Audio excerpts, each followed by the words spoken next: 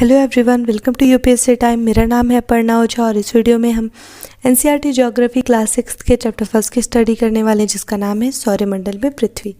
इसमें हम सबसे पहले बात करेंगे खगोलीय पिंड की।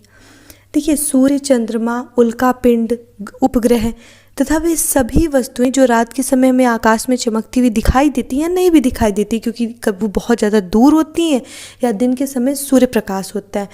तो ये जो सभी वस्तुएं हैं, इन सभी वस्तुओं को खगोलीय पिंड या आकाशीय पिंड कहा जाता है। अब इसमें हम सबसे पहले स्टार्स की बात कर लेते हैं। तो देखिए, जो स्टार्स होते हैं ये भी खगोलीय पिंड हैं। आकार में ये बहुत बड़े होते हैं, बहुत अधिक गर्म होते हैं, गैस के बने हुए होते हैं। इनके स्वयं की ऊष्मा होती है, स्वयं का प्रकाश होता है। अब यहाँ पे ऊष्मा और प्रकाश की बात कही है, तो ऊष्मा का स्रोत क्या है तारे में? देखिए, किसी भी तारे में ऊष्मा का स्रोत होता है नाभिकीय संलयन यानी न्यूक्लियर फ्यूजन की प्रक्रिया। इसमें होता क्या कि 4 हाइड्रोजन के नाभिक आपस में जुड़ करके एक हीलियम के नाभिक का निर्माण करते हैं, जिससे अपार ऊर्जा उत्पन्न होती है और यही तारे में ऊर्जा का स्रोत है। एक याद रखिएगा ये बात भी कि निश्चित अवधि होती है तारे की, और तारे का जो आकार है और उसकी जीवन अवधि है उसके बीच में व्युत्क्रमानुपाती संबंध होता है। कहने का मतलब है, मान लीजिए तारे का आकार बड़ा है तो उसकी जीवन अवधि कम है, और अगर तारे का आकार छोटा है तो उसकी जीवन अवधि अधिक हुई। तारा जब जन्म लेता है उस समय तारे का कलर नीला होता है, क्योंकि उसमें हाइड्रोजन की मात्रा बहुत ज़्यादा होती है, और जैसे जैसे टाइम बीतता है थोड़ा कम हो जाती है हाइड्रोजन की मात्रा, तो उसका रंग सफ़ेद हो जाता है। जब और ज़्यादा कम हो जाती तो पीला हो जाता है, जैसे कि हमारा सन। जब बहुत ज़्यादा कम हो जाती है तो उसका कलर रेड हो जाता है, लाल हो जाता है। तब वो तारे की अंतिम अवस्था होती है। जो तारे का रंग है वो ऊष्मा का परिचय है, कि इसे ध्यान रखिएगा। अब हम बात करते लेते हैं थोड़ा सा तारामंडल के बारे में। तारामंडल क्या होता है? देखिए, जब बहुत से तारे आपस में मिल करके एक कोई पर्टिकुलर शेप बनाते हैं, जैसे सप्तऋषि 7 तारों के साथ ऐसे क्वेश्चन मार्क जैसा शेप बनाता है। अभी मैं आपको दिखा देती हूँ। तो ये जो बहुत से तारे आपस में मिल करके कोई पर्टिकुलर शेप बनाते हैं, उसे तारामंडल या नक्षत्र मंडल कहा जाता है। जैसे कि उर्सा मेजर, बिग बियर, इसके सिवा फिर ओरियन हो गया, सिग्नस हो गया, हाइड्रा हो गया, सेंटारस हो गया। याद रखिएगा कि आकाश में कुल 89 तारामंडल हैं, जिनमें से सेंटारस सबसे बड़ा तारामंडल है, जिसमें कुल 94 तारे हैं। अब हमने सप्तऋषि की बात की, तो आप देख लीजिए ये 7 तारे मिलकर के कैसे एक पर्टिकुलर क्वेश्चन मार्क जैसा शेप बनाते हैं। अब ये जो सप्तऋषि का ये जो तारा है, इसके अगर आप सीध में देखेंगे तो हमें यहाँ पे दिखाई देगा नॉर्थ स्टार या पोल स्टार या ध्रुव तारा। ठीक है, बहुत ही चमकीला होता है ये तारा। ये जो तारा है ये एक ही स्थान पे स्थित रहता है और उत्तर दिशा की ओर इंगित करता रहता है। अब हम बात कर लेते हैं सौरमंडल की। सौरमंडल क्या है?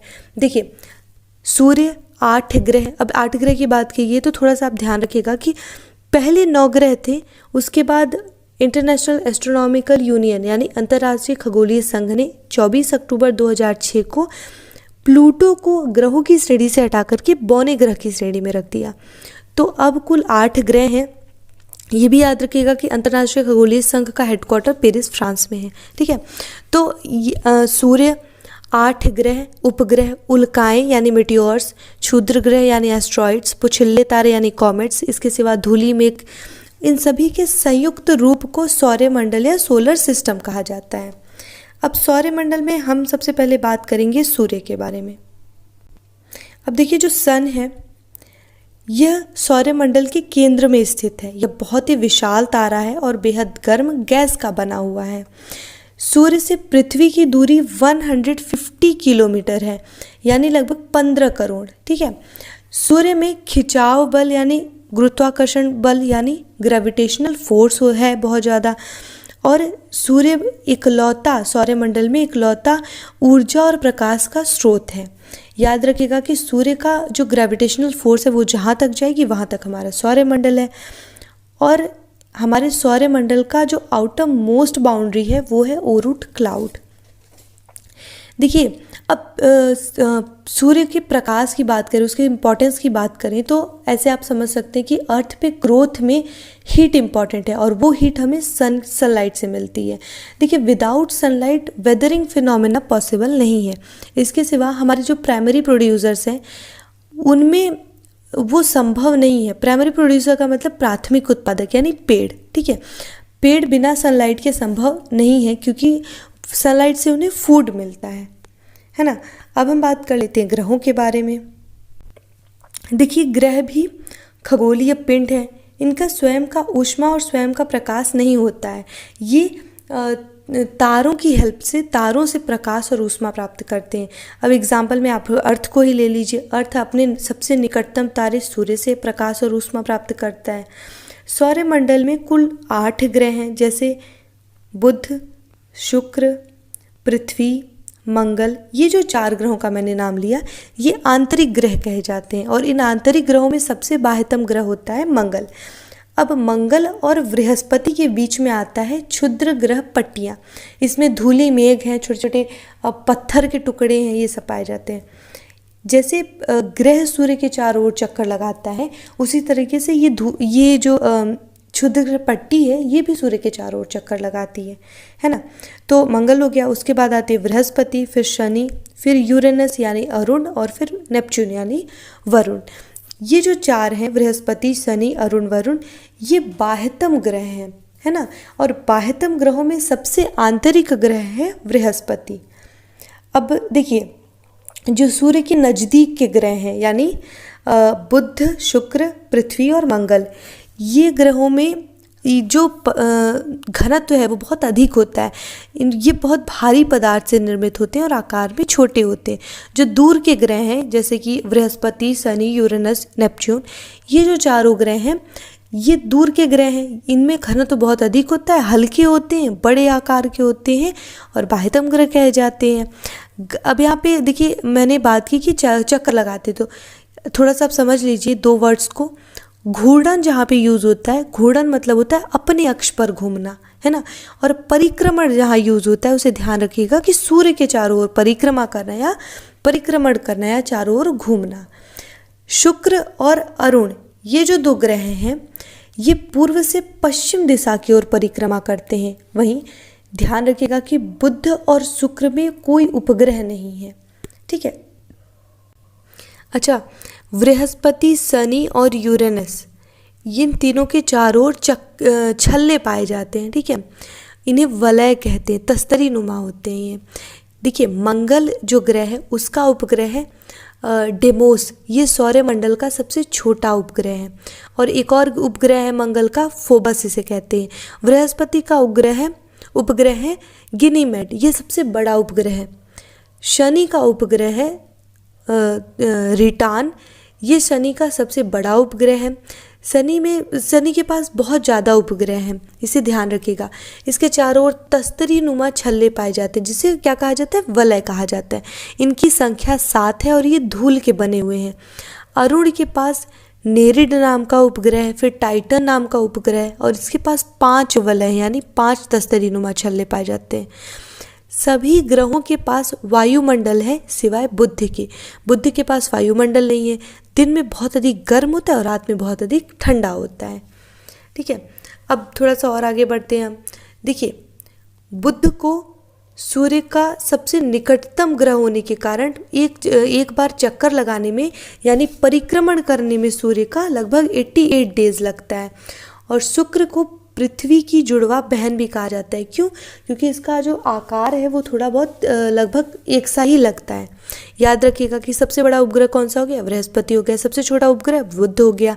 और सूर्य का सबसे निकटतम ग्रह कौन सा हो गया, बुध हो गया। सूर्य का सबसे दूर का ग्रह कौन सा है, वरुण है। पृथ्वी के सबसे निकटतम ग्रह शुक्र है। पृथ्वी का सबसे चमकीला ग्रह शुक्र है। सबसे अधिक चमकीला तारा साइरस है या डॉग स्टार भी कहते हैं उसे। सबसे ठंडा ग्रह कौन सा है, वरुण है, ठीक है। लाल ग्रह किसे कहा जाता है, मंगल को यानी मार्स को कहा जाता है। भोर का तारा, सांझ का तारा किसे कहा जाता है, शुक्र को कहा जाता है। तो चलिए हम ग्रहों को आकार के आधार पर उनके नाम जान लेते हैं।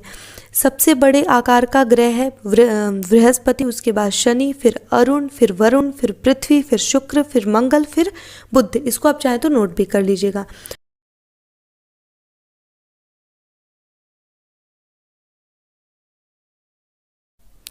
अब हम बात करते हैं अर्थ के बारे में। देखिए, अर्थ आकार में 5वां सबसे बड़ा ग्रह है और ध्रुवों के पास से थोड़ा सा चपटा है। इसका जो विषुवतीय व्यास है वो 12,756 किलोमीटर है और इसका ध्रुवीय व्यास 12,714 किलोमीटर है। सूर्य की परिक्रमा करने में अर्थ को 365 दिन 6 घंटे का समय लगता है और जब वो एक परिक्रमा कंप्लीट करता है सूर्य की तो उसे सौर वर्ष कहा जाता है। पृथ्वी एक नीला ग्रह है और इसका जो आकार है उसे भूआकृति या जियोड या फिर आप कहीं कहीं पे पृथ्वाकार भी सुन सकते हैं। इसे पृथ्वाकार या जियोड या भूआकृति कहा जाता है। सूर्य के बाद पृथ्वी के सबसे नज़दीकी तारा है प्रॉक्सिमा सेंचुरी, जो कि अल्फा सेंचुरी समूह का एक तारा है। इसकी जो दूरी है अर्थ से वो 4.22 प्रकाश वर्ष है।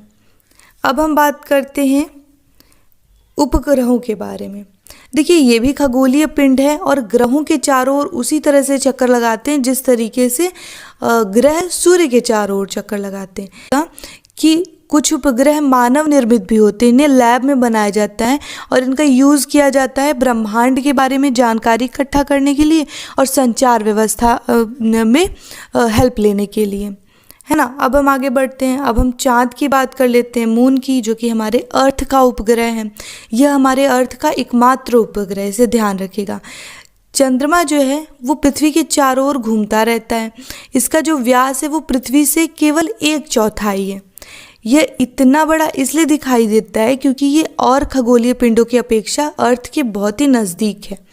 पृथ्वी से चंद्रमा की दूरी 3,84,400 किलोमीटर है और ध्यान रखिएगा कि यह अर्थ का चक्कर 27 डेज में कंप्लीट करता है और ये अपना भी लगभग उतना ही टाइम लगाता है ना। अपनी ध्रुवी पे भी घूर्णन करने में लगभग उतना ही टाइम लगाता है। देखिए, नील आर्मस्ट्रॉन्ग पहले व्यक्ति थे जो चंद्रमा पे गए थे 21 जुलाई 1969 में। और देखिए, चांद जो है वहाँ पे पानी और हवा नहीं है, इसीलिए वहाँ पे जीवन जो है वो वहाँ पे जीवन के लिए अनुकूल स्थितियाँ नहीं हैं। इसकी सतह पर पहाड़, मैदान और गड्ढे पाए जाते हैं। आप देखते हो ना, चाँद में जो कहते हैं ना, चाँद में दाग है, तो ये क्या है? ये पहाड़ हैं और गड्ढे हैं। इन्हीं के यही हमें जो है, क्योंकि हमें बहुत नज़दीक है और बहुत बड़े बड़े गड्ढे हैं, इसलिए हमें ऐसा दिखाई देता है कि वो स्पॉट्स की तरह से। चाँद है जो वो अलग अलग समय पर अलग अलग आकार में और अलग अलग स्थिति में दिखाई देता है, इसीलिए पूर्णिमा के दिन कभी वो पूरा दिखाई देता है, वही अमावस्या के टाइम पे एकदम ही गायब हो जाता है। अब हम बात कर लेते हैं क्षुद्र ग्रह के बारे में। अभी मैंने बताया कि मंगल और बृहस्पति के बीच में क्षुद्र ग्रह पट्टी है। तो क्षुद्र ग्रह क्या है? ये छोटे छोटे निकाय हैं जो कि सूर्य जैसे सितारों, ग्रहों, उपग्रहों के चारों ओर घूमते रहते हैं। ये मंगल और बृहस्पति की कक्षा के बीच में पाए जाते हैं, है ना। अब हम आगे बढ़ते हैं। अब हम उल्का पिंड की बात कर लेते हैं, यानी मेटियोर्स की। देखिए, ये चट्टानों के छोटे छोटे टुकड़े हैं जो कि सूर्य के चारों ओर चक्कर लगाते हैं। कभी कभी क्या होता है कि ये पृथ्वी के बहुत ही निकट आ जाते हैं और पृथ्वी पर गिर जाते हैं। जब ये पृथ्वी के वायुमंडल में प्रवेश करते हैं तो बहुत तेज़ी से हवा के साथ घर्षण होता है और ये बहुत ज़्यादा गर्म हो जाते हैं और गर्म होकर जलने लगते हैं। तो आपने शूटिंग स्टार्स देखा है ना, यहाँ पे उन्हीं की बात की जा रही है। तो जब ये जलने लगते हैं तो बहुत ही प्रकाश उत्पन्न होता है और चमक पैदा हो जाती है। कभी कभी क्या होता है कि पूरी तरह से वहीं वायुमंडल में ही जल के भस्म हो जाते हैं। कई बार क्या होता है, छोटे मोटे टुकड़ों में गिर भी जाते हैं अर्थ पे। तो चलिए, अब हम बात कर लेते हैं गैलेक्सी के बारे में। अब यहाँ पे देखिए, मान लीजिए ये जो है केंद्र है, बल्ब इसे कह लीजिए, बल्ब कहा जाता है, केंद्र कहा जाता है। यहाँ पे तारों का घनत्व अपेक्षाकृत बहुत अधिक होता है। अब इसके चारों ओर चक्कर लगाते हुए अरबों तारों के समूह को गैलेक्सी कहा जाता है। अब जिस गैलेक्सी में हम रहते हैं उसे मिल्की वे या आकाश गंगा कहा जाता है। ये सफ़ेद चादर जैसी धुंधली परत है और इसके नज़दीक सबसे नज़दीकी गैलेक्सी है एंड्रोमेडा। सबसे चमकीला तारों का समूह है ओरियन नेबुला। आफ्टर सन सबसे चमकीला तारा है साइरस या डॉग स्टार भी कहा जाता है इसे। सबसे चमकीला क्या दिखाई देता है इस गैलेक्सी में? सन दिखाई देता है, फिर मून दिखाई देता है, फिर शुक्र ग्रह दिखाई देता है। सूर्य का सबसे नज़दीकी तारा है प्रॉक्सिमा सेंचुरी।